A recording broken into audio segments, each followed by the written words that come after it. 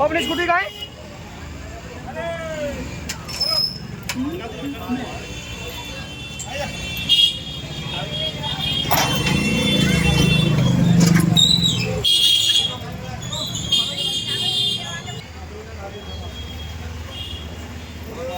ये विश्राम घाट पे नगर आयुक्त की तरफ से मथुरा वृंदावन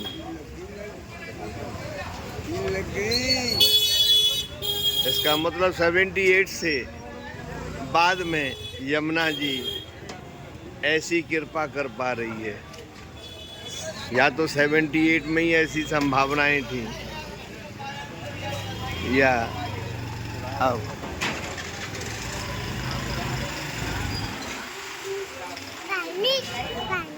यमुना जी का जल स्तर बढ़ रहा है, इधर ये देखिए ये यहाँ दुकान के पास में आ गया है और आने की संभावना है अभी पानी। अभी तभी ये टीन वगैरह लगाई है। 3 सेट बैरिकेडिंग आगे भी लगा है, 3 सेट हाथ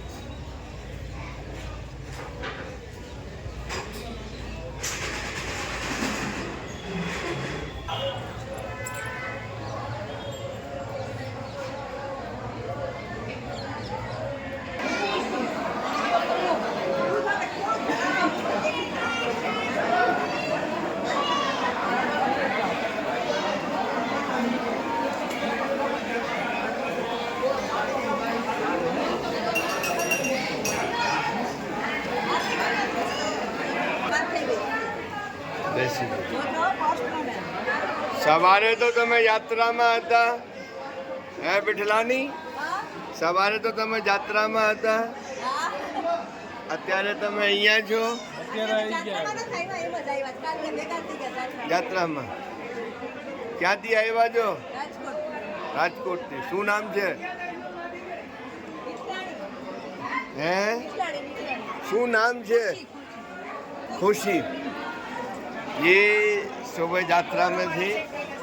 आवो जमुना जी नो स्वरूप जोईने केवो लागे तने है भाई?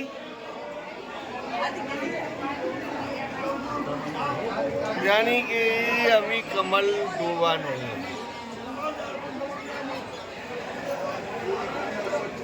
दो 2025 में इस समय लेटेस्ट में यमुना जी का वो स्वरूप और श्रद्धालुओं का ये चतुर्मांश। अरे वो वाको पंडा है भैया, वो वाको पंडा है। अबे सही है ये हो संस्कृत के पांचल की आ गई है। ये कुछ चीजें हैं जो सनद रहेंगी, काम आएंगी।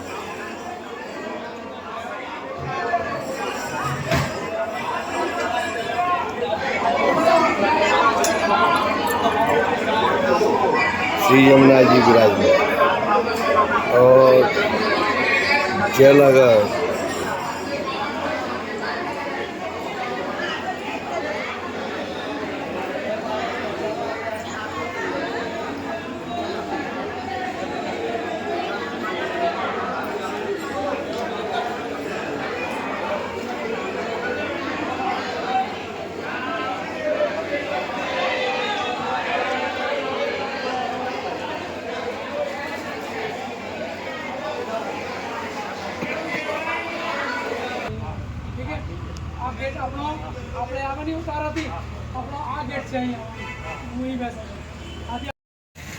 श्री यमुना जी का जो बढ़ता हुआ जल का स्तर है, 3 सीढ़ी बड़ी है यमुना।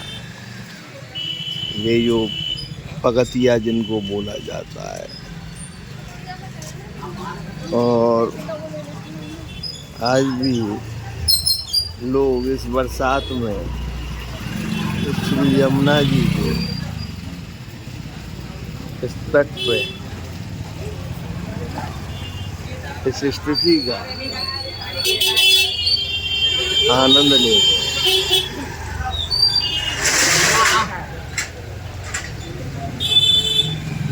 इस वक्त यमुना अविरल भी है, निर्मल भी है और सुंदर भी है। और यही हम चाहते हैं, यमुना जी की अविरलता, निर्मलता और सुंदरता सुनिश्चित की जाए। अभी तक नहीं हुई, ये एक सवाल था। अब इसे साकार करना हम सभी की जिम्मेदारी है। लेकिन ये वास्तविकता है, अखंड भारत का झंडा दुनिया में बुलंद है। सनातन का डंका, भारत का डंका दुनिया में बोल रहा है। क्या हम इसकी अविरलता, निर्मलता और सुंदरता सुनिश्चित कर पाएंगे? इतिहास भी गवाह है और रिकॉर्ड में भी दर्ज है। सन 2023 के बाद प्रकृति ने कुछ करवट ली है और उसके नतीजे मथुरा में जब भी यमुना जी का जल स्तर बढ़ा है, कृष्ण जन्म अष्टमी से पहले बढ़ा है और जैसे ही जन्म के बाद वो गोकुल लेके लाला को जाते हैं तो यमुना जी ने अपने स्तर को नीचे ले जाने में मार्ग दिया है। आज भादों का महीना है, कृष्ण जन्माष्टमी को भी निकले टाइम हो गया, राधा जन्माष्टमी को भी निकले टाइम हो गया। और ये यमुना जी की अविरलता, निर्मलता और सुंदरता ये उन लोगों के लिए सवाल खड़ा करती है जिन लोगों ने यमुना यज्ञ का उपहास उड़ाया। आज ये बोर्ड लग रहे हैं, रस्सियां बंध रही हैं हर घाट पर। क्या एक कुंडीय यमुना यज्ञ भी कुछ कर सकता है? तो भविष्य में 1 से 11 कुंड यमुना जी का सन 2026 में अगर किया जाएगा। टारगेट उस वक्त भी था, कलिंदगिर पर्वत से प्रयागराज तक इस यमुना का उफान देखो। कहीं अगर ये विकास की धारा बनी है तो कहीं विनाश की कारण भी बनी। यमुना